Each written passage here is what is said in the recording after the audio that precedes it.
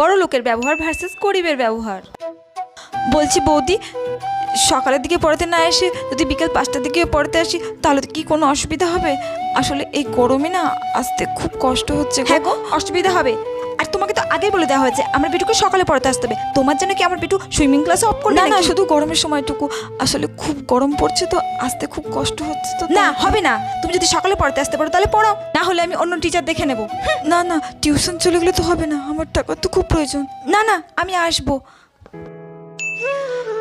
এ কি মৌসুমি, তুমি এত রোদ গরমের মধ্যে পড়াতে আসলে? আচ্ছা তুমি আগে বসো, আমি তোমার জন্য শরবত নিয়ে আসি। এই নাও। আসলে বৌদি, এই গরমে কটা দিন যদি একটু সন্ধ্যাবেলায় পড়াতে আসি, আসলে খুব গরম তো মাথাটা ঘুরে যায়। আরে আমিও তো তাই ভাবছিলাম, এই গরমের মধ্যে তুমি পড়াবে কি করে? আর সন্ধ্যার দিকে পড়ালে গরমটা একটু কম লাগবে আর তোমার শরীরটাও একটু ভালো লাগবে, বুঝেছো? ঠিক আছে বৌদি,